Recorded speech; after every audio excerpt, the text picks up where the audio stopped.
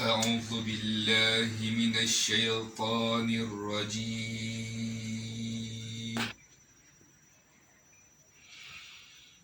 بسم الله الرحمن الرحيم.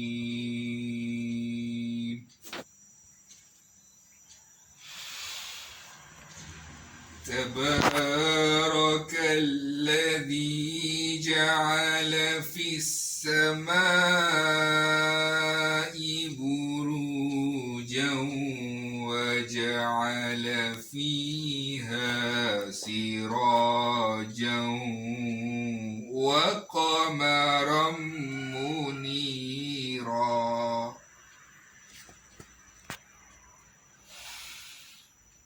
وهو الذي جعل الليل والنهار خلفة لمن أراد أن يذكر أو أراد شكورا.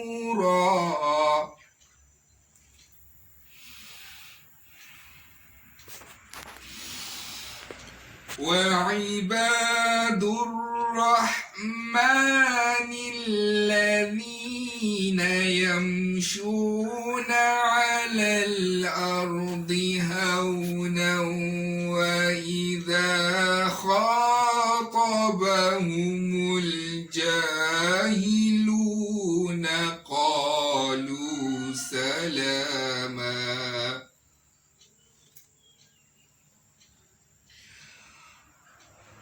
والذين يبيتون لربهم سجدا وقياما.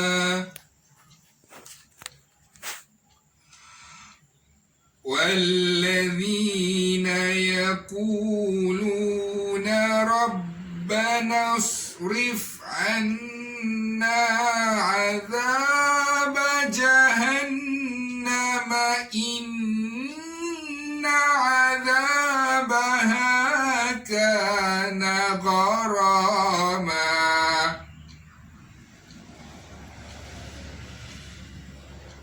إنها ساءت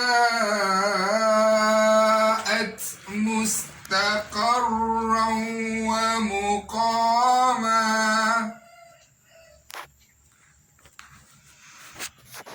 والذين إذا أنفقوا لم يسرفوا ولم يقتروا وكان بين ذلك قواما.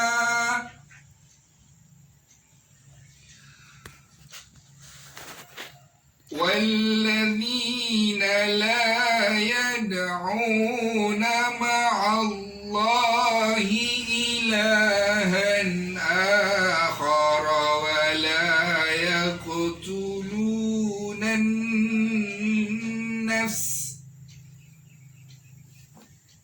ولا يقتلون النفس التي حرم الله إلا بالحق ولا يزنون.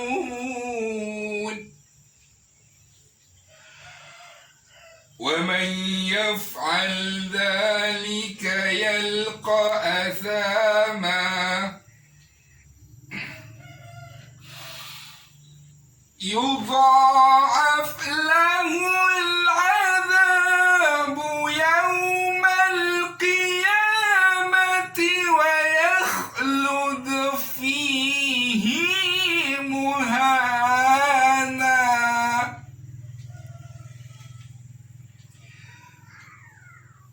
إلا من تاب وآمن وعمل عملا صالحا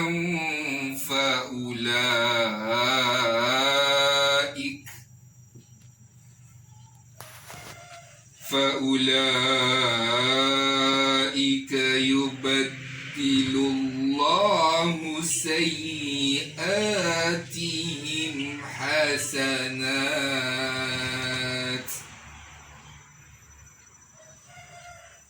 وكان الله غفورا رحيما صدق الله العظيم. Assalamualaikum warahmatullahi wabarakatuh. Hari ini kita nak bercerita tentang Al-Quran. Okey, maklumat yang pertama adalah beza Al-Quran dengan makhluk yang lain sama beza dia dengan Allah dengan makhluk yang lain. Sebab apa? Sebab Al-Quran ini dia datangnya daripada Allah. Dia bukan karangan manusia. Dia datang daripada Allah, Tuhan semesta alam. Okey, yang keduanya, Al-Quran ni telah pun ada satu ni, sebuah Al-Quran ni 30 juzuk, 6,326 ayat, ada 114 surah. Kesemua Al-Quran ni sudah pun ada sebelum Nabi Muhammad sallallahu alaihi wasallam lahir lagi. Al-Quran ini berada di Lauh Mahfuz. Okey, ketika Nabi telah pun lahir dan berusia 40 tahun, Allah arahkan Jibril alaihissalam ambil Al-Quran ni yang 6,326 ayat, 30 juzuk, 114 surah, ambil kesemuanya, letak di langit dunia dahulu. Letak di langit dunia dahulu. Kemudian peristiwa Al-Quran ni bermula melalui pelantikan Rasulullah sallallahu alaihi wasallam lagi. Okey, dahulu Rasulullah sallallahu alaihi wasallam sebelum menjadi rasul, Nabi Muhammad sallallahu alaihi wasallam suka berkhalwah. Maknanya suka mengasingkan diri. Nabi suka pergi ke Gua Hira yang sekarang ni kita panggil Jabal Nur dekat Gua Hira. Okey. Bukit tu nama dia Jabal Nur. Ke atas tu ada gua, nama gua tu Gua Hira. Okey. Nabi suka berkhalwah sebab sebelum Nabi menjadi rasul, Nabi memang tak suka dengan suasana hiruk pikuk kota Mekah. Sebab Mekah tu dulu banyak buat pesta, banyak orang minum arak, tiap-tiap minggu ada buat menari, menyanyi, berjoget. Nabi tak selesa dengan keadaan tu, dan Nabi sebelum menjadi rasul, Nabi memang tak suka dengan situasi kota Mekah pada masa tu. Jadi Nabi mengasingkan diri di Gua Hira.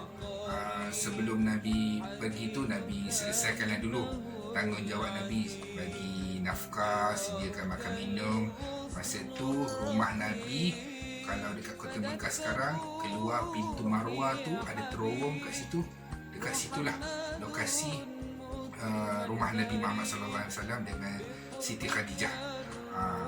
Dekat tempat kita sa'i tu, Safa dengan Marwah, keluar pintu Marwah tu depan sikit, itulah lokasi rumah Nabi. Lepas tu Nabi pergi berkhalwah tu dekat Gua Hira. Perjalanan dia, kalau dekat Mekah daripada Masjidil Haram tu, kalau kita nak minta naik teksi, mungkin dalam sejam, setengah jam ataupun 45 minit macam tu. Okey, jadi maknanya kalau zaman Nabi mungkin naik unta, jadi dia agak lama sikit lah. Okey, sampai di situ Nabi berkhalwah.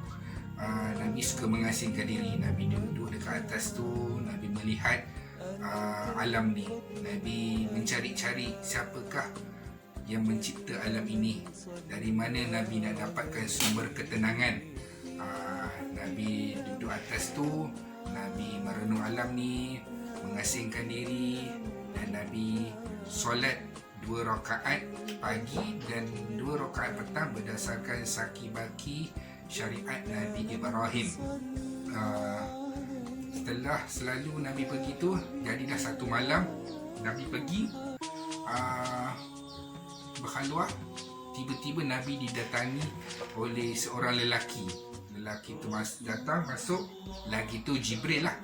Jibril yang menyerupai manusia lelaki. Nabi pernah tengok Jibril ni 2 kali. Satu masa Nabi pernah tengok Jibril ni dalam bentuk rupa sebenar 2 kali. Satu masa peristiwa yang saya nak ceritakan ni, kedua masa peristiwa Isra' Miraj. Okey, jadi Jibril yang datang menyerupai lelaki ni datang, dia membawa dulang dan beberapa helaian. Dia datang dekat Nabi Muhammad, dia tunjukkan helaian tu, dia cakap Iqra', baca Muhammad. Tu Nabi kata man ana bi qari, aku tak pandai baca. Lalu Jibril datang, Jibril peluk Nabi. Jibril kata baca. Nabi kata aku tak pandai baca. Sampai 3 kali Nabi peluk, Jibril peluk erat-erat Nabi. Lalu Jibril kata Iqra' bismi rabbikal ladzi khalaq. Yang surah yang itulah ayat pertama yang daripada Al-Quran yang turun. Masa tu turun dalam 5 ayat saja. 5 ayat saja.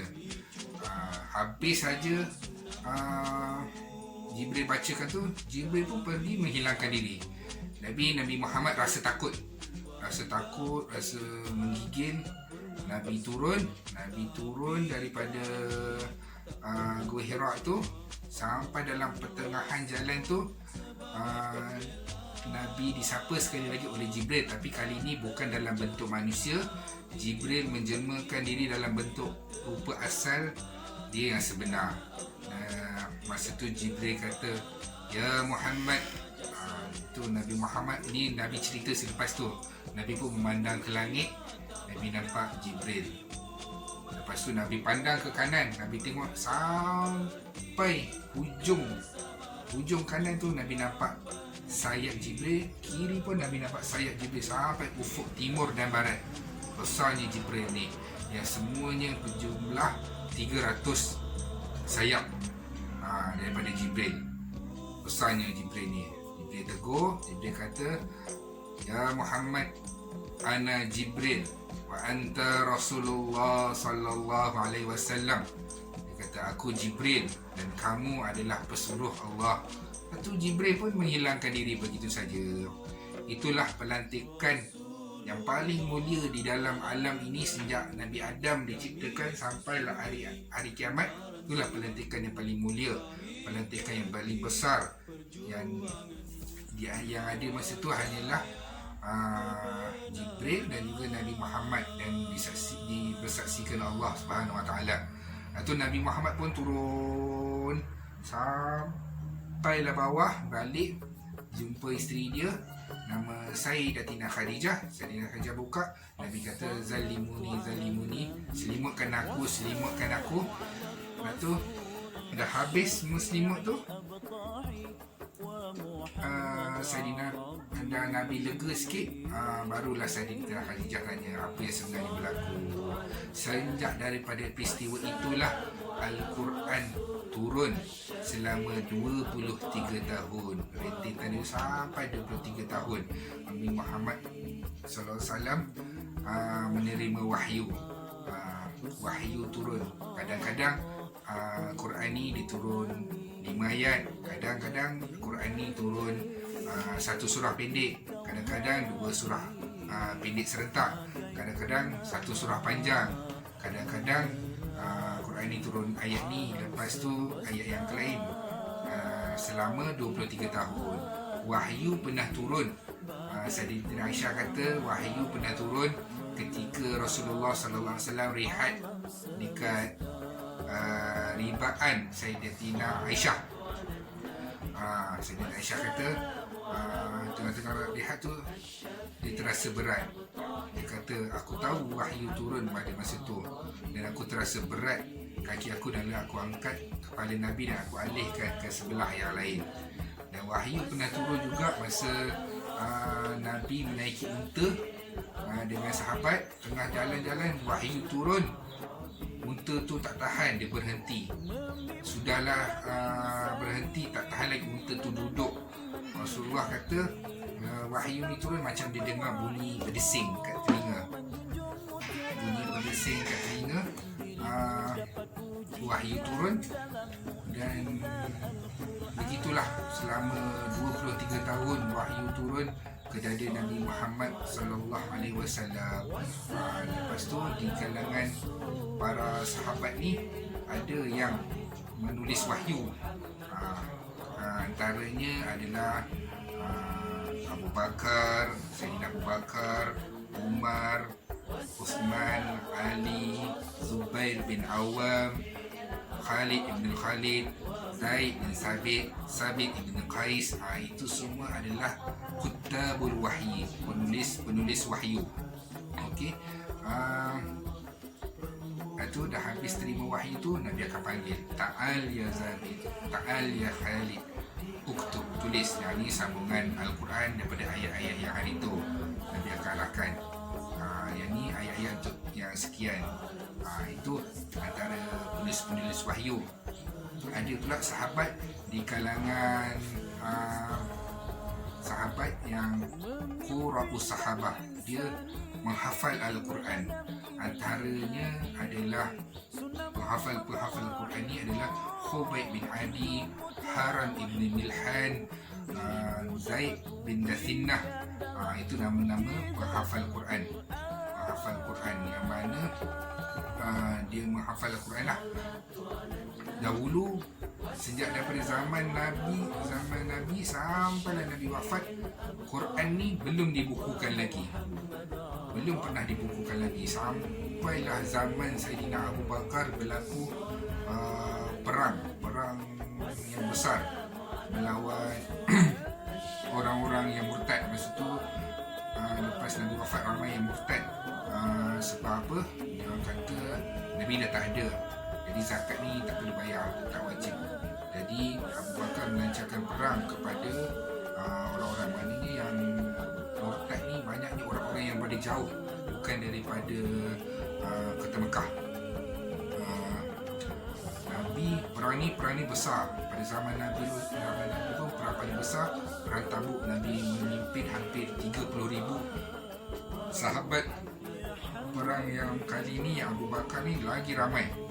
Lepas tu dah banyak rentetan perang tu, Umar pun datang. Umar kata dekat Abu Bakar, wahai Abu Bakar, aku melihat perang demi perang ramai sahabat yang daripada kalangan qura'us sahabah yang meninggal dunia. Aku risau setahun atau 2 tahun lagi Al-Quran ni akan lenyap begitu saja. Sebab apa? Al-Quran dulu tak ada dibukukan. Dan dia kadang-kadang dia ada 5 helai di rumah fulan, 5 helai, beberapa helai lagi di rumah fulan, dia tak dibukukan lagi. Dan ditulis pun di pelepah tamar, di batu, di kayu, belum dibukukan lagi, belum dijadikan dalam bentuk helaian lagi. Pada masa itulah Umar mencadangkan kepada Abu Bakar, lepas untuk mencadangkan kepada Abu Bakar. Abu Bakar tanya, jadi apa yang perlu kita buat Abu Bakar? Wahai Umar. Umar kata, aku mencadangkan kita menghimpunkan Al-Quran ni dalam satu mushaf, satu buku macam ni. Kita himpunkan dalam satu mushaf. Lepas tu Abu Bakar kata, wahai Umar, macam mana kita nak buat satu benda yang belum Nabi buat pada zaman Nabi dan kita nak buat pada zaman sekarang? Jadi kita tengok yang Abu Bakar ni faham ini perkara bid'ah, tak boleh, sebab apa Nabi tak pernah buat. Tapi Umar jawab lagi, wahai Abu Bakar, sesungguhnya perang ni banyak meragut para sahabat yang syahid. Jadi pengumpulan Al-Quran ini perlu, wahai Abu Bakar. Jangan takut, sesungguhnya ini adalah perkara yang baik. Jadi Umar faham ini adalah bid'ah yang hasanah, bid'ah yang baik yang perlu dilakukan. Jadi itu start dibukukan pada zaman Abu Bakar. Itulah sejarah, serba sedikit sejarah tentang Al-Quran.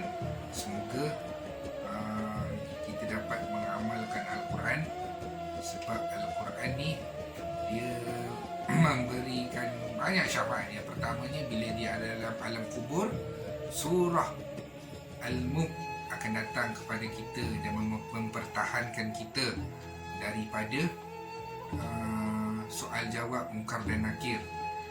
Secara ringkasnya, yang keduanya, di padang mahsyar nanti kita akan bercakap dengan Allah terus.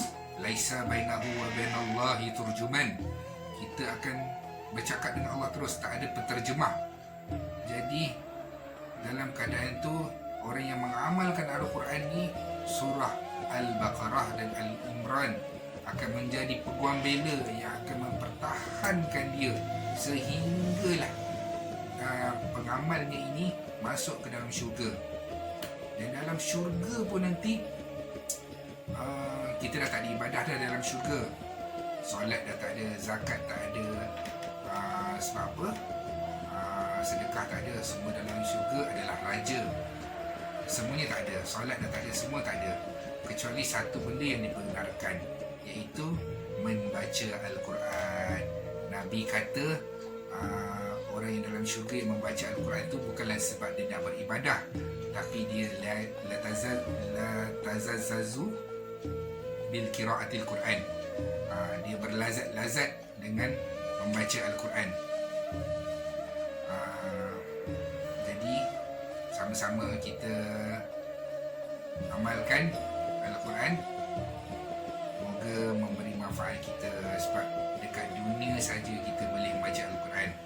Lepas dunia dah tak ada dah namanya ibadah membaca Al-Quran, dan semuanya ibadah. Assalamualaikum.